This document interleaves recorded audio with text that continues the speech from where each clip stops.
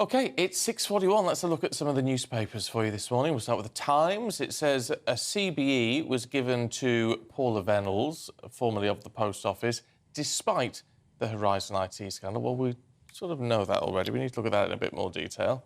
Well, meanwhile, the Mail on Sunday leads with a Jamaican gangster avoiding deportation after a mutiny by airline passengers.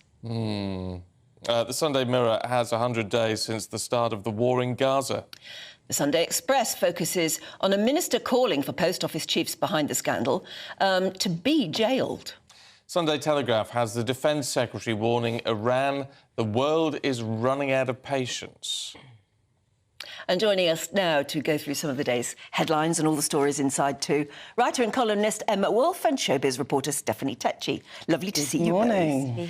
Emma, let's start with the Post Office, because every day it seems to get worse. Yeah.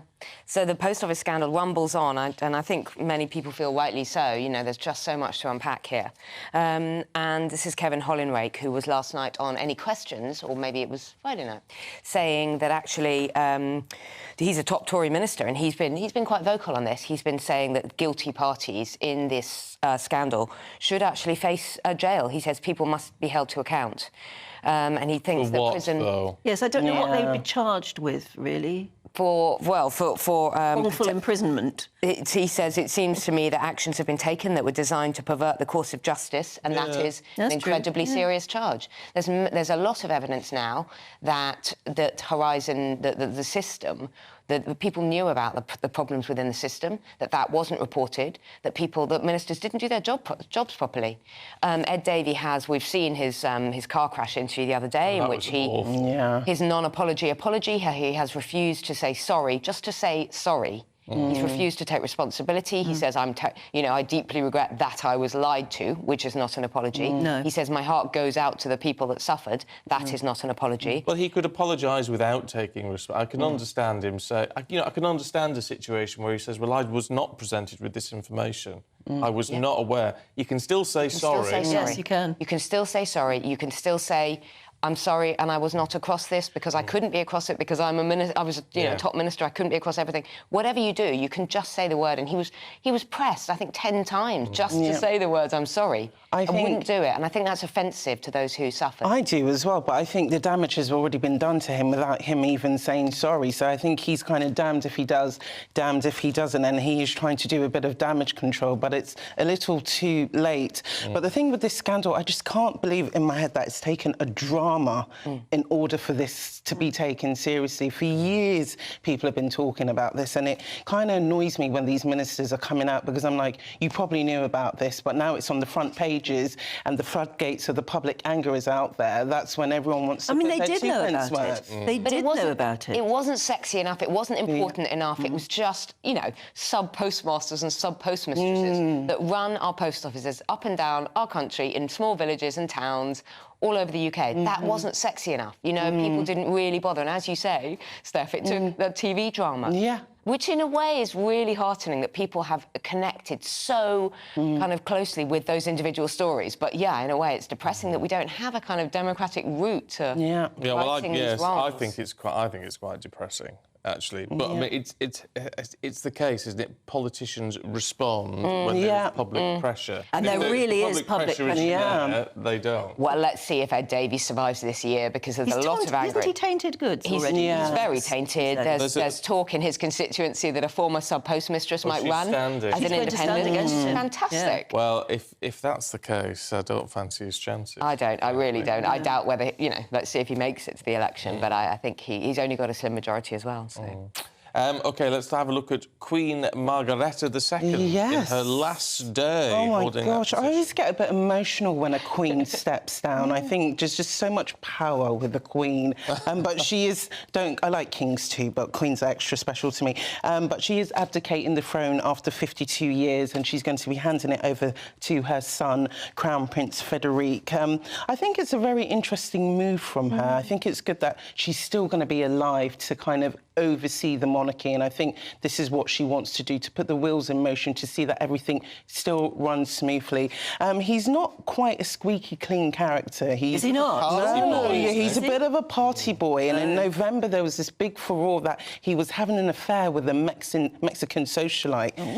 So I do think a lot of the papers have been saying that this is a bid to save his marriage and to present a more homely image for the monarchy. So he's married to Princess Mary. Yes, and she's got roots in Scotland, actually. And she's very popular. She is. She's like a Kate. Like, she doesn't put a foot wrong.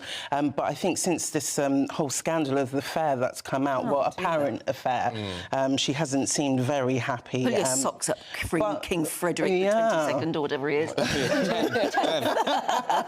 But there's not going to be all the pageantry that we had with King Charles's coronation. It's going to be quite a simple affair. It's not even going to be televised. So the Danish are kind of keeping it very simple and sophisticated. But she's been quite magical. I mean, as Stephen was saying earlier, she's sort of known for being a bit eccentric. But I don't know whether he'll have cast that same magic. No. But good for her. I mean, one hopes that she can... I mean, she's getting older. Yeah. And one hopes she can have a few years of just...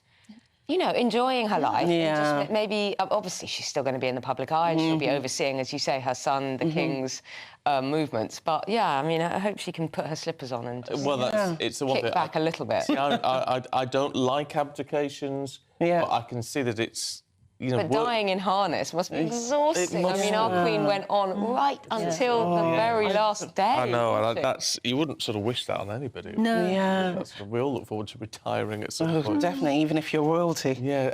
Emma, let's have a look at the Mail on Sunday, where it looks like our very own Nigel Farage may try to get into the Commons again. For the 8th time, Well, we know that Reform are very much on manoeuvres. We know he's the honorary president, so Nigel, it looks like he may, or he would do well if he stood in Clacton, which is one of those very kind of UKIP Is that a seat seats.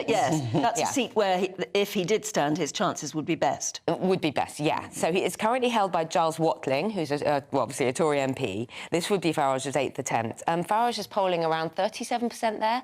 Conservatives and Tories on around 23%. Ooh, so interesting. They're much behind. Labour?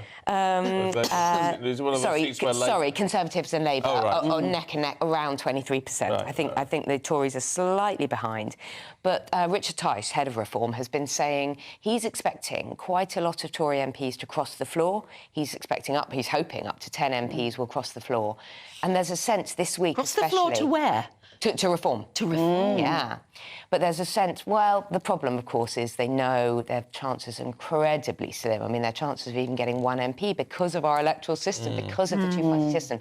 But there's a sense that this week, the Rwanda bill is key. You know, how the government responds to that, how that goes, is going to decide a lot of Tory voters, Tory MPs. And, of course, lots of them know they're going to be voted out at the next election. So they may well feel that Reform is a better option for them. It's going to be very interesting to see, especially if there are defections to Reform. So if we end up with some Reform MPs in the House before the election is called, then that changes the dynamic quite a lot, actually. It does. Clacton wouldn't be a by-election, it would be part of the general election. Yeah, so he would be standing in wherever it is, autumn or even next spring, next January. But I think it must be by the end of this year. But yeah, no, I mean, in terms of Reform, it's just where do people who just feel they cannot vote Conservative again, but are Conservative in their heart, where will those votes go? The rise of Reform has been quite interesting because for so long in this country it's either Conservatives or Labour, and that's it. And now that there's this third party which is steadily building up steam, I think it's making, like, people who are not happy with the Conservatives think, actually, there is a way out, finally, in this country of another party which actually may deliver. Yeah, and they've gone from almost nothing to about 10, I mean, between 9 and 11%, depending on the polls that you look at, but they've really had an amazing start. And but as you say, it may be the beginning. Party. Yeah, and it's a mishmash of things, isn't it? It's lots of issues. I mean, I suppose if you looked at those European elections where the Brexit Party, won more than any other party standing, and I thought that was fascinating at the time, whether we could see that in effect repeated. But all of these issues are swirling around. OK, Brexit, has it been done? Has it not been done? Has it been a success? But also the small boats, the immigration thing. These are major issues on the doorstep. And these are things that Reform is addressing. It's fascinating thinking that if Nigel did get in as an MP, even if he was the only one, would he be able to extract any power at all with whichever party then wins? I mean, would anyone give him a job in cabinet or anything like that? Well, let's see. And Labour as wouldn't. well, you know, this rumour swirling around, and Richard Tice has said he would possibly step aside for Nigel. So would that make a big difference? I mean, look at Nigel Farage. He's such a crowd puller. We've all seen the response here, but remember when he turned up at the Conservative Party conference? Yeah. He was absolutely mobbed. So if he was head of reform, that could change things as well. But he hasn't declared his... It makes it interesting, He hasn't declared his hand yet. Yeah. Remaining very coy. Should we have a look at some Botox? Botox, ooh, I like that. Well, Botox and fillers in men have gone up by 70%.